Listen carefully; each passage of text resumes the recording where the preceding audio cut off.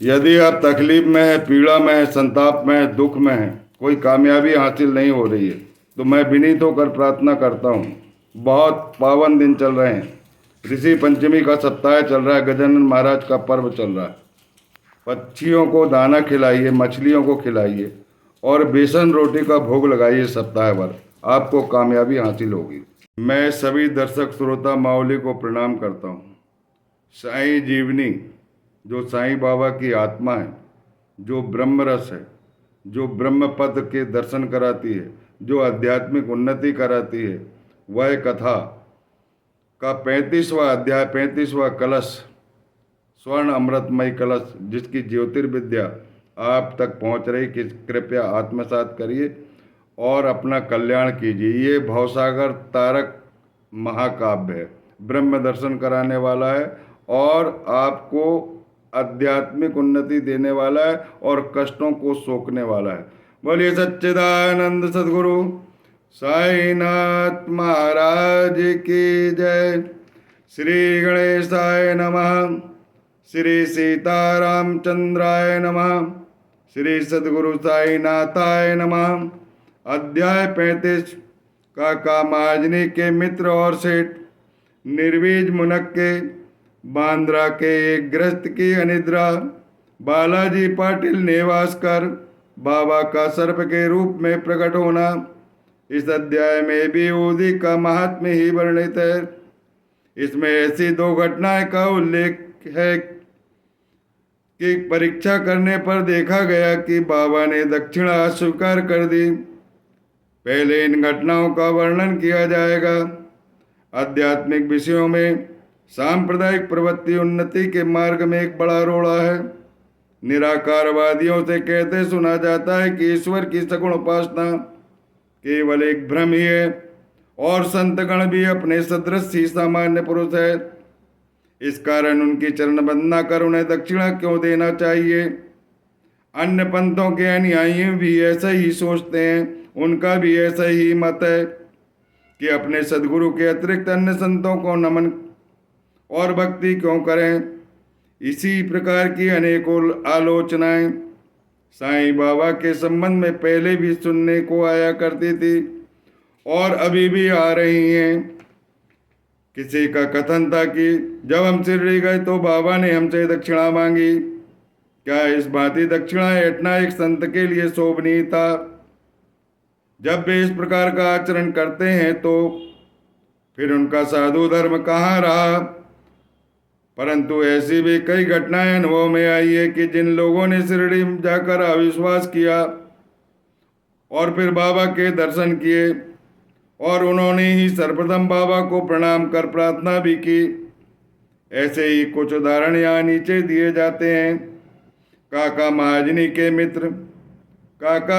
के मित्र निराकारवादी तथा मूर्ति पूजा के सर्वथा विरुद्ध थे। कौतूहलवश भी काका महाजनी के साथ दो शर्तों पर शिरडी चलने के लिए सहमत हो गए। नंबर 1, बाबा को नमस्कार नहीं करेंगे। नंबर 2, ना ही उन्हें कोई दक्षिणा देंगे। जब काका ने स्वीकारात्मक उत्तर दे दिया तब फिर शनिवार की रात्रि को उन दोनों ने बंबई से प्रस्थान कर दिया और दूसरे ही दिन प्रातःकाल शिरडी पहुंच गए। जैसे ही उन्होंने मस्जिद में पैर रखा उसी समय बाबा ने उनकी मित्र की ओर देखकर कहा कि अरे आइए श्रीमान पधारिए, आपका स्वागत है। इस शब्द का स्वर बड़ा विचित्र था और स्वर प्राय उन मित्र के पिता के बिल्कुल अनुरूप ही था। तब उन्हें अपने कैलाशवासी पिता की स्मृति हो आई और वे आनंद विभोर हो गए। क्या मौनी थी उस स्वर में। आश्चर्ययुक्त स्वर में उनके मित्र के मुख से निकल पड़ा कि निसंदेह यह स्वर मेरे पिताजी का ही है। तब वे शीघ्र ही दौड़ कर गए। अपनी सारी प्रतिज्ञाएं भूलकर उन्होंने बाबा के श्री चरणों पर अपना मस्तक रख दिया। बाबा ने काका से दोपहर में तथा विदा लेते समय 2 बार दक्षिणा मांगी, परंतु उनके मित्र से एक शब्द नहीं कहा। उनके मित्र ने फुसफुसाते हुए कहा, भाई देखो, बाबा ने तुमसे 2 बार दक्षिणा मांगी परंतु मैं भी तुम्हारे साथ हूँ, फिर भी वो मेरी उपेक्षा क्यों कर रहे हैं? काका ने उत्तर दिया, बेहतर यही होगा कि तुम स्वयं ही बाबा से पूछ लो। तब बाबा स्वयं कहने लगे, अरे क्या कानाफूसी कर रहे हो? तब उनके मित्र ने कहा, क्या मैं भी आपको दक्षिणा दे सकता हूँ? बाबा ने कहा, तुम्हारी अनिच्छा देखकर मैंने तुमसे दक्षिणा नहीं मांगी। तुम जब आ रहे थे तब दो शर्तों का तुमने कहा था कि ना मैं नमन करूंगा ना ही दक्षिणा दूंगा। ऐसी इच्छा जानकर मैंने तुमसे दक्षिणा नहीं मांगी, परंतु यहाँ सब देखने के बाद यदि तुम्हारी ऐसी इच्छा हो गई हो तो दक्षिणा दे सकते हो। उनका अंतःकरण द्रवित हुआ। तब उन्होंने 17 रुपए भेंट किए, जितने काका साहब ने दिए थे, काका महाजनी ने दिए थे। तब बाबा ने उन्हें उपदेश दिया कि अपने बीच जो तेली की दीवार है, अपने बीच जो भेद दृष्टि है, अपने बीच जो भेदभाव की दीवार है, उसे नष्ट कर दो, जिससे हम परस्पर देखकर अपने मिलन का पथ सुगम बना सकें। बाबा ने उन्हें लौटने की अनुमति देते हुए कहा कि तुम्हारी यात्रा सफल रहेगी। यद्यपि आकाश में बहुत बादल छाए हुए थे और वायु भी वेग से चल रही थी, तूफान आने की संभावना हुई, लेकिन वे सकुशल बंबई पहुंच गए। घर पहुंचकर जब उन्होंने द्वार तथा खिड़कियां खोली तो उन्हें दो मृत चमगादड़ पड़े मिले और एक तीसरा उनके सामने ही फुर्र करके खिड़की से उड़ गया। उन्हें विचार आया कि यदि मैंने खिड़की खुली छोड़ी होती तो इन जीवों के प्राण अवश्य बच जाते, परंतु उन्हें यह विचार आया कि ये सब भाग्य अनुसार है। मेरे मन कछु और, विधाता के मन कछु और। बाबा ने तीसरे के प्राण बचाने के लिए मुझे समय पर भेज दिया। उन्हें बड़ा आश्चर्य हुआ। अब काका महाजनी के सेठ की कथा सुन लीजिए। बम्बई में ठक्कर धर्मसिंह जेठाबाई सालिस्टर कानूनी सलाहकार की एक फर्म थी। काका इस फर्म के व्यवस्थापक थे। सेठ और व्यवस्थापक के संबंध परस्पर अच्छे थे। श्रीमान ठक्कर को ज्ञात था कि काका बहुधा शिरडी जाया करते हैं और वहां कुछ दिन ठहरकर बाबा की अनुमति से ही वापस लौटते हैं। कौतूहलवश बाबा की परीक्षा करने के विचार से उन्होंने भी होलिका उत्सव में काका के साथ शिरडी चलने का निश्चय कर लिया। अपने आप काका साहब का शिरडी से लौटना सदैव अनिश्चित सा रहता था। इसीलिए उन्होंने अपने एक मित्र को साथ में रख लिए ताकि वो मित्र के साथ जल्दी वापस लौट कर आ जाएं। मार्ग में काका महाजनी ने बाबा को अर्पित करने हेतु 2 शेर मुनक्के ले लिए। ठीक समय पर शिरडी पहुंचकर वे दर्शनार्थ मस्जिद में गए। बाबा साहब तरखंड भी तब वहीं पर बैठे थे। श्री ठक्कर को बड़ा आश्चर्य हुआ। उनने पूछा, आप किस उद्देश्य से आए हो? तरखंड ने उत्तर दिया कि मैं तो सिर्फ दर्शन करने के लिए आता हूँ, उनके चरणों को प्रणिपात करने के लिए। मुझे चमत्कार का कोई प्रयोजन नहीं है। उन्हें बड़ा आश्चर्य हुआ कि ये ऐसा उत्तर क्यों दे रहा है। यहाँ तो भक्तों की हार्दिक इच्छाएं पूर्ण होती है।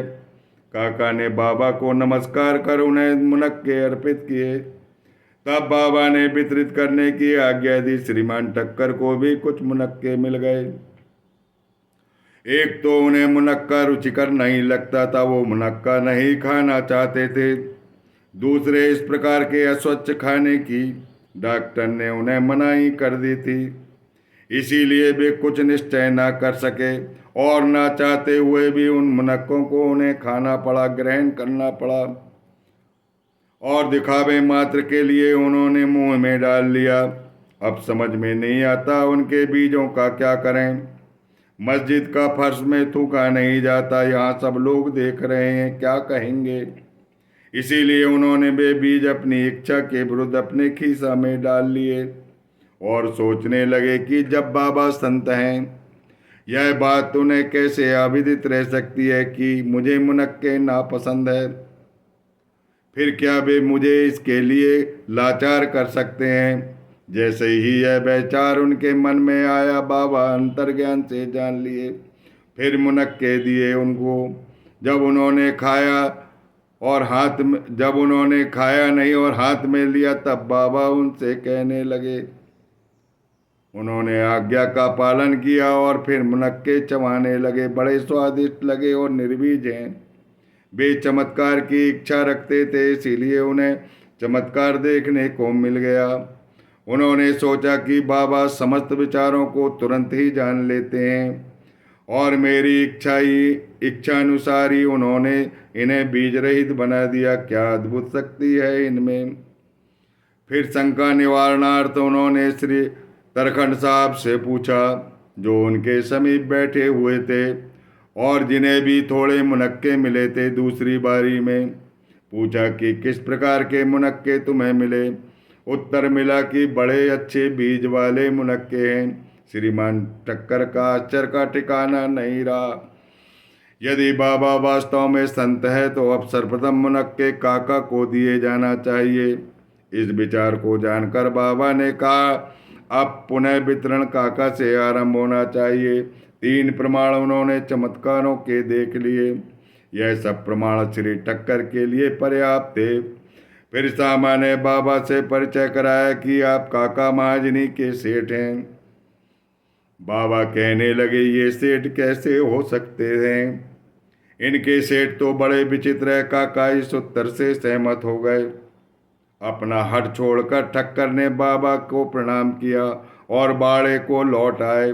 मध्याह्न आरती समाप्त होने के उपरांत वे बाबा से प्रस्थान करने की अनुमति प्राप्त करने के लिए मस्जिद में आए। सामा ने उनकी कुछ सिफारिश की, तब बाबा इस प्रकार बोले। यह सन की मस्तिष्क वाला सभ्य पुरुष था। एक कहानी बताने लगे बाबा अपनी आदत के अनुसार। एक सन की मस्तिष्क वाला सभ्य पुरुष था जो स्वस्थ और धनी आदमी था। शारीरिक तथा मानसिक व्यथाओं से मुक्त होने पर भी अनावश्यक चिंता में डूबा रहता था और व्यर्थ ही यहाँ वहाँ भटक कर अशांत बना रहता था। कभी वह स्थिर, कभी चिंतित रहता था। उसकी ऐसी स्थिति देखकर मुझे दया आई। मैंने उससे कहा कि कृपया आप अपना एक विश्वास इच्छित स्थान पर कर लीजिए। व्यर्थ भटकने का कोई लाभ नहीं है। यहाँ वहाँ जाने का लाभ नहीं है। सभी जगह एक ही परमात्मा बैठा हुआ है। शीघ्र ही एक निर्दिष्ट स्थान चुन लो। इन शब्दों से ठक्कर को समझ में तुरंत आ गया कि यह सर्वथा मेरी कहानी है। ये मेरे विचारों की पगड़ी मेरे ऊपर बाबा बौछार कर रहे हैं। उनकी इच्छा थी कि काका भी हमारे साथ ही लौटे। बाबा ने अंतर्ज्ञान से जान लिया। बाबा ने उनका ऐसा विचार जानकर काका को सेठ के साथ लौटने की अनुमति दे दी। आश्चर्य, महान आश्चर्य! काका बहुत दिनों तक रुकते हैं, लेकिन इस विचार से उन्होंने अपने सेठ के साथ जाने की अनुमति दे दी। इस प्रकार ठक्कर को बाबा द्वारा विचार जानने का एक और प्रमाण मिल गया। कितने अद्भुत चमत्कारी हैं! बाबा मन की बात जान लेते हैं। तब बाबा ने काका से 15 रुपए की दक्षिणा मांगी और कहने लगे, यदि मैं किसी से 1 रुपए की दक्षिणा लेता हूँ तो 10 गुना लौटाया करता हूँ। मैं किसी की कोई वस्तु बिना मूल्य लिए नहीं लेता और न तो प्रत्येक से मांगता हूँ। जिसकी ओर यह फकीर यह ईश्वर इंगित करता है, मैं उसी से ही मांगता हूँ और जो गत जन्म का ऋणी है उसकी ही दक्षिणा स्वीकार करता हूँ। दानी दान देता है और भविष्य में सुंदर उपज का बीजारोपण करता है। धन का उपयोग धर्मोपार्जन के निमित्त होना चाहिए। यदि धन व्यक्तिगत आवश्यकताओं में व्यय किया गया तो उसका दुरुपयोग है, उसका पाप भोगना पड़ता है। यदि तुमने पूर्व जन्म में दान नहीं दिया है तो इस जन्म में पाने की आशा कैसे कर सकते हो? इसीलिए यदि प्राप्ति की आशा रखते हो तो अभी दान करो। दक्षिणा देने से वैराग्य की वृद्धि होती है और वैराग्य प्राप्ति से भक्ति और ज्ञान बढ़ जाते हैं। 1, 2 और 10 गुना लो। इन शब्दों को सुनकर श्री ठक्कर ने भी अपना संकल्प बोलकर बाबा को 15 रुपए भेंट किए। उन्होंने सोचा कि अच्छा ही हुआ जो मैं आज शिरडी आ गया। यहाँ मेरी सब शंकाएं कुशंकाएं विलुप्त हो गई। मुझे बहुत कुछ शिक्षा प्राप्त हो गई। ऐसे विषयों में बाबा की कुशलता बड़ी अद्वितीय रहती है। यद्यपि वे सब कुछ ना करते, फिर भी वे इन सब में अलिप्त रहते थे। नमस्कार करने या न करने दोनों ही उनके लिए एक समान थे। उन्होंने कभी किसी का अनादर नहीं किया। यदि भक्त उनका पूजन करते तो इससे उन्हें कोई प्रसन्नता होती, यदि उनकी उपेक्षा करते तो न कोई दुख होता। वे सुख और दुख की भावना से परे हो चुके थे। अब अनिद्रा प्रसंग की कथा सुनिए। अनिद्रा बांद्रा के एक महाशय कायस्थ प्रभु बहुत दिनों से नींद नहीं आने के कारण बड़े गंभीर थे। जैसे वे सोने लगते थे उनके स्वर्गवासी पिता उनके स्वप्न में आकर बुरी बुरी गालियां देने लगते थे। इससे उनकी निद्रा भंग हो जाती और रात्रि भर शांति महसूस करते थे। करवटें बदलते रहते थे लेकिन नींद नहीं आती थी। हर रात्रि को ऐसा ही होता था जिससे वे किंग कर्तव्य विमूढ़ हो जाया करते थे। एक दिन बाबा के एक भक्त से उन्होंने इस विषय में परामर्श किया। उसने कहा कि मैं तो संकट मोचन सर्व पीड़ा निवारणी बाबा की ऊदी ही से रामबाण मानता हूँ, जो शीघ्र लाभदायक सिद्ध होगी।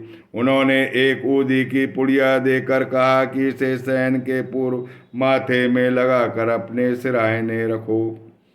फिर तो उन्हें निर्विघ्न प्रगाढ़ निद्रा आने लगी और पिता का स्वप्न बंद हो गया। स्वर्गवासी पिता भी प्रसन्न हो गए।